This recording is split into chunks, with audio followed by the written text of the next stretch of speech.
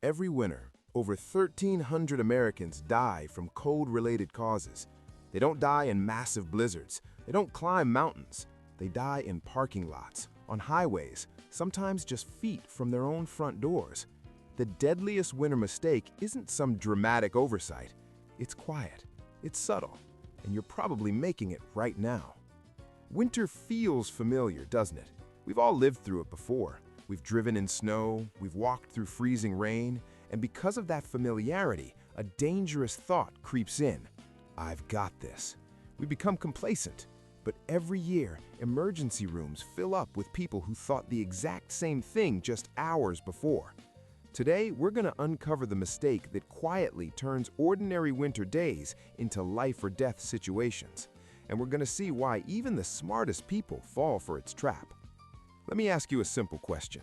When you leave your house on a cold day, do you dress for where you're going, or do you dress for how long you plan to be outside?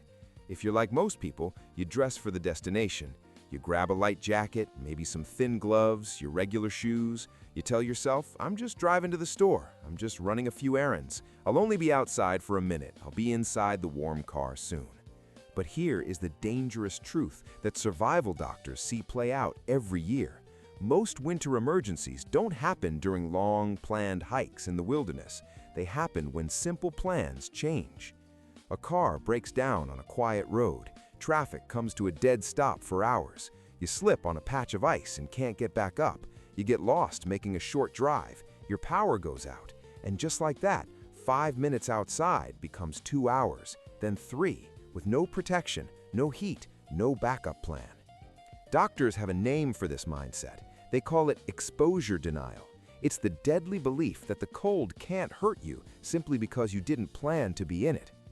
Let me tell you about Mark, 58 years old, healthy, a former construction worker who knew what it was like to work hard.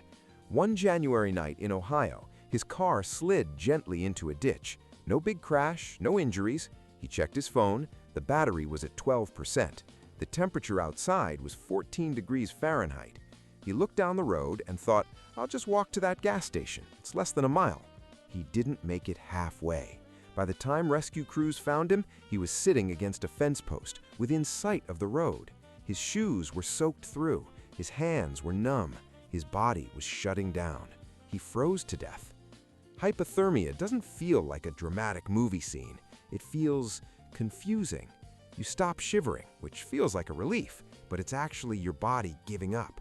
You feel overwhelmingly tired. You just want to sit down for a second, and that second becomes forever. Every single winter, thousands of people experience this exact pattern. Not reckless adventurers, regular people, parents, workers, grandparents, people who simply underestimated the cold for a few crucial moments. Now, here is the part that most people never hear.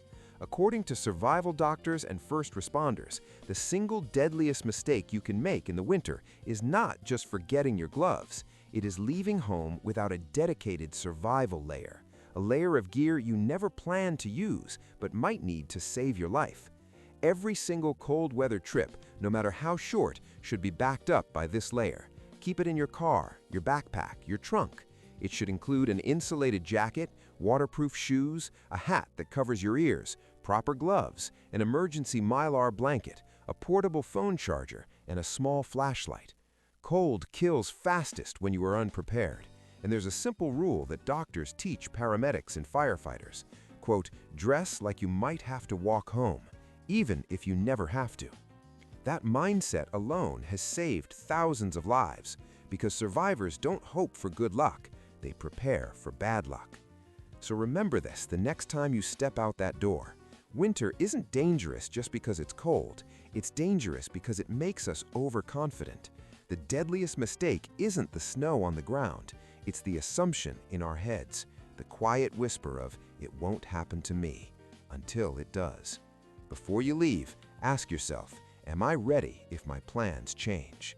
Your answer could be the difference between a minor inconvenience and a tragedy. Stay warm and stay ready.